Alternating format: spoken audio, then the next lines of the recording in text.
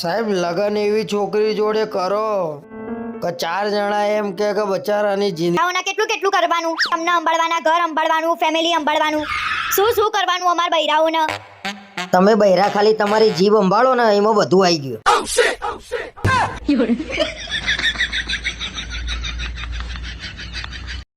અરે ચલ ને જાનું, એકવાર મળી તો લઈએ આપણે.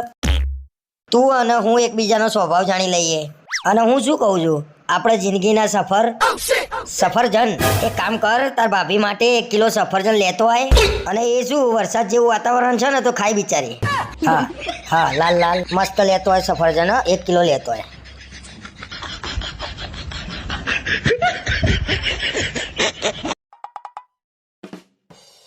અરે સાંભળો છો, પેલા પરેશ કાકા ખરા ને ગામડાવાળા, કયા પરેશભાઈ? પેલા આપણા ઘરની પાછળ રહે છે એવા યાર. અરે હા, પેલો પરેશ કાકો કે ને શ્રીફળ. કેમ શ્રીફળ એટલે? શ્રીફળ એટલે ટકલો, આપું લઈને ગયું આખું. લો એમનો જ ફોન છે, વાત કર લો.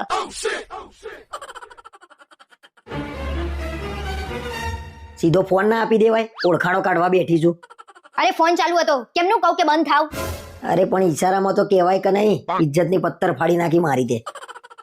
મારા ઉપર શેનો ગુસ્સો કરો છો? તમારે બોલવામાં ફોન રાખવું જોઈએ ને. બોલાઈ ગયું, હવે હું શું કરું કે?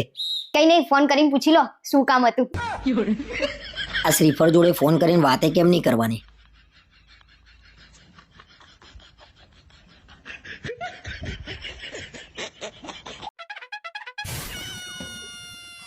અરે સાંભળો છો, મારા મમ્મીનો ફોન આવ્યો હતો. એમાં ક્યાં નવાઈ જ છે, જાણે 2 મહિને આવ્યો એવું કે છે. જવા દો ને, મારે તો તમને કઈ કહેવું જ નહીં. કોઈ દિવસ હોશિયારીમાંથી હાથ બહાર નહીં કાઢતા. મારે કઈ સાંભળવું હોય નહીં, કઈ જોરદાર વાતો નહીં હોય, કશું વાતોમાં નહીં હોય. ના વાતમાં તો બહુ બધું છે. અમારે ત્યાં છે ને તમારે જેવો ભાઈ રહેતો હતો, તે પડોશોને લઈને ભાગી ગયો. મારા જેવું એટલે હું કઈ પડોશી લઈને ભાગી ગયો ભાઈ? તમે એવા જ છો, એ તો બધાને ખબર છે.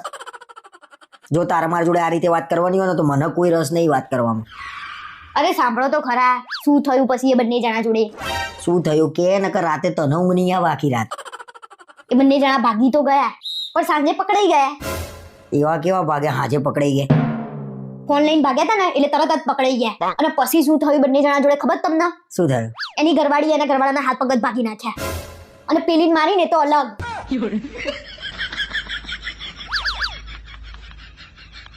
હવે તો ભાગવાનું હોય ને તો 100 વાર વિચાર કરવો પડે, અને ફોન તો લઈને જ ના જવાય જોડે.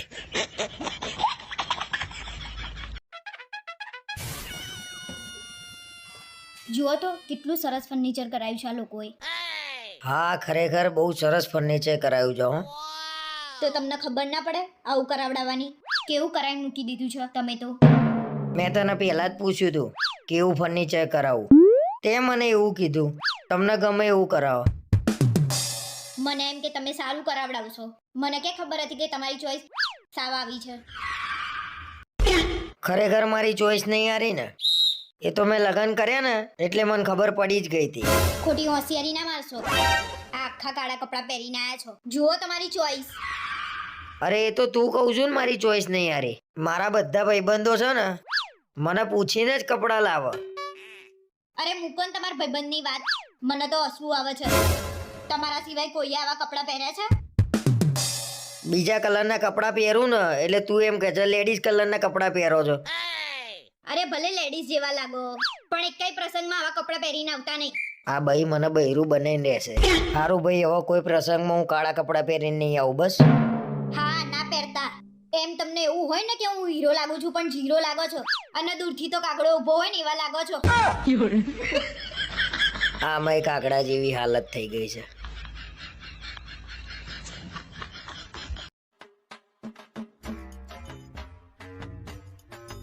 કાલે મોડું કર્યા વગર વહેલા ઘેર આવી જજો. કેમ કાલે ક્યાંય જવાનું છે તે વહેલા આવું? હાસ તો કાલે અમારા ત્યાં લગન છે તો આપણે જવું પડશે ને. મેં કીધું નતું તમને? અરે શેઠિયો ભાઈ કાઢી મૂકશે, પછી આપણા ઘેર લગન નહીં આવતા. તમારા ત્યાં લગન આવશે ત્યારે શેઠિયો નહીં કાઢી મૂકો? મને બધી ખબર પડે છે, આ તમારા બધાના આવવાના બાના. મારા તારા ઘરના જોડે થોડી એવું છે, મારે તો આવું જ છે. મારે થોડી દુશ્મની છે તારા ઘરના જોડે. અરે એવું જ છે, અમારા ત્યાં પ્રસંગ હોય ને તો તમને ટાઈમ નહીં મળતો, અને તમારા ત્યાં પ્રસંગ હોય ને તો સૌથી પહેલા પહોંચી જાવ છો તમે. વચ્ચે તાર ઘેર લગન હતા તો હું નહોતો આવ્યો. હા આયા તા ને. રીસાઈ ગયા ને એમ ખૂણામાં ખુરશી લઈને બેહી રહ્યા હતા. કોઈ જોડે વાતે નતા કરતા. અરે પણ કોઈ ઓળખતું ના હોય તો કેમ નહીં વાત કરવાની મારે? અરે કોક જોડે બેસો તો તમને કોક ઓળખ. એમને ઓળખ ના તો મારા ત્યાં પ્રસંગ હોય ને તો હું રાતે 12 વાગ્યા સુધી બેસી રહું. એવું છે તમને? તને જે લાગવું હોય લાગે, પણ મારે હવે તને કઈ કેવું નહીં. અરે લાગવાની ક્યાં વાત છે? મને દેખાતું નહીં. જમી લે ને એટલે તરત જ વહેલા ઘેર જઈએ. ઘર બાકી જતું હોય ને એમ. સારું ભાઈ, હવે કાલે લગનમાં કેટલા વાગે જવાનું છે મને કહી દે, એટલે વહેલા આવવાની ખબર પડે મને. 5 વાગે આવી જજો. 6 વાગે જવાનું છે. ભલે શેઠિયો નોકરીમાંથી કાઢી મૂકતો, કાલે આપણે લગનમાં જવાનું જ છે. હવે ફાવક ના ફાવ, મારા ગયા વગર છૂટકો નહીં.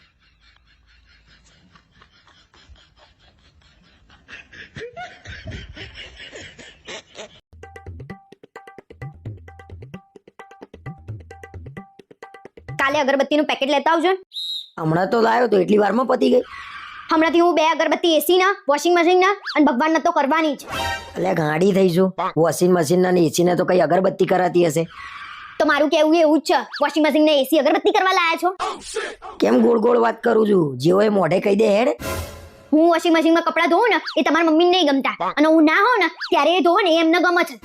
અરે એવું ના હોય, એની ઉંમર છે એટલે એનાથી કામ ના થાય. તારાથી થાય તો તારે કરી નાખવાનું. ચલો માન્યું, વોશિંગ મશીનમાં ઉંમર અસર કરે, એસીમાં ઉંમર અસર કરે છે. એનું ક્યાં કોઈ ના પાડે છે? આખી રાત તો ઊંઘીએ છીએ એસીમાં. અરે મને એવું કહેતા હતા રૂમ ઠંડો થાય ને એટલે એસી બંધ કરી દેવાનું. તારા છે ને આવડી નાની નાની વાતોમાં ખાંચા નહીં પાડવાના. એ આપણું જ વિચારે છે ને. સારું, હું અહીંયાથી આપણું સારું જ વિચારીશ. આપણે છે ને હવે બસમાં જ ફરવાનું, ગાડી બાઈકનો ઉપયોગ કરવાનો જ નહીં. ભગવાન આ તો બૈરું હારું મળ્યું છે, તે બસમાં જવા દે છે. બીજું મળ્યું હોય તો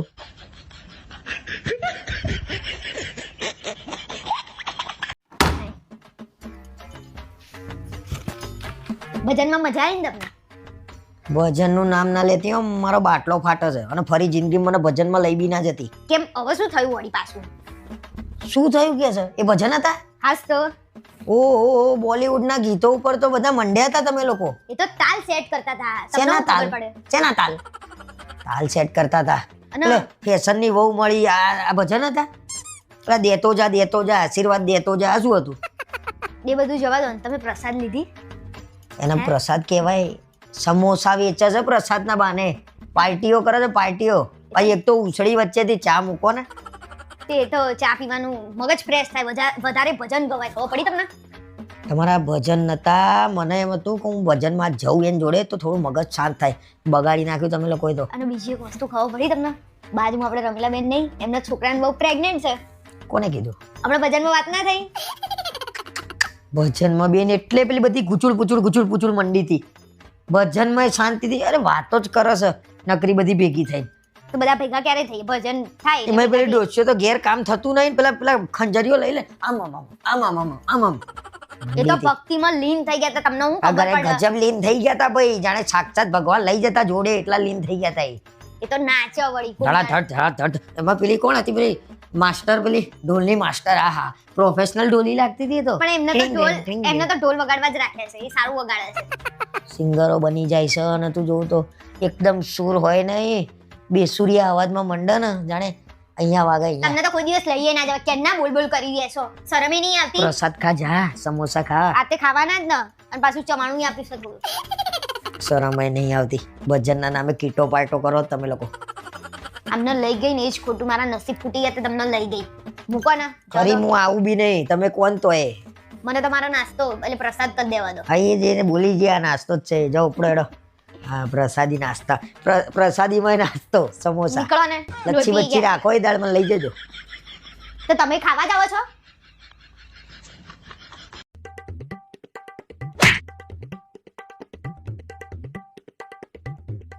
દરરોજ કપડા ઊંધા નાખો છો, ખબર નહીં પડતી સીધા કપડા કરવાની? તે સીધા કરી લેતી હોય તો વાર કેટલી? વાર ના લાગતી હોય તો જાતે જ કરી લેતા હો તો. ઊંધું માણસ ઊંધા કપડા કાઢે. તમે ઊંધા કો એટલે તો તમને લાયા છીએ. મારી મમ્મીએ તો મને કોઈ દાડ નહીં કીધું બેટા સીધા કરીને કપડાં કાઢો. તમારી મમ્મીએ જ તમને બગાડ્યા છે. પહેલેથી ટેવ ના પડાય સીધા કપડા કાઢવાની? કે તને તાર મમ્મીએ નહીં શીખવાડ્યું સીધા કરીને કપડાં ધોતા? હું મારા ઘરે કોઈ દિવસ કપડાં જ નથી ધોતી બરાબર એ તો અહીં ધોઉં છું એમ કોને પતિ પરમેશ્વર કહેવાય. હામું બોલતા તાર મમ્મીએ શીખવાડ્યું છે ખાલી, એમ નહીં કીધું કે ના બોલાય હામું. તમારા જેવા પતિના પરમેશ્વર ના કહેવાય. તમે તમને કેટલું હેરાન કરો છો. કાલથી કપડાં સીધા ના કાઢો ને તો નહીં ધોઉં. એટલે ગાડી તે કીધું ને એટલે હવે કાલથી કપડાં સીધા જ કાઢવાના. અરે ગાંડુ કાલથી કપડાં સીધા નહીં કાઢો તો કોણ ધોશે હે? મને ખબર છે એટલે તો કીધું કે હવે સીધા કાઢવા જ પડશે.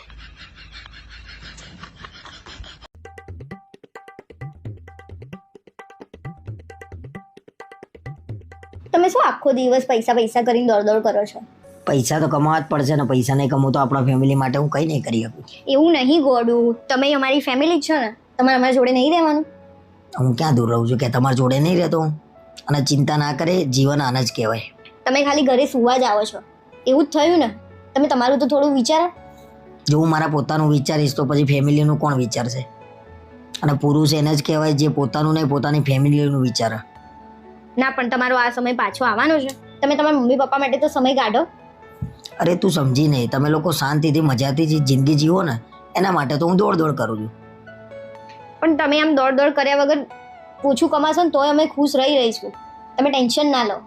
અરે મેં નક્કી કર્યું છે જીવનમાં ભલે તકલીફ પડે, દોડ દોડ કરવું પડે, પણ જીવનમાં કંઈક કરીને જવાનું છે.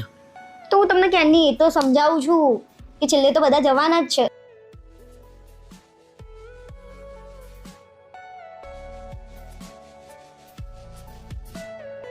Everything you know is in your mind.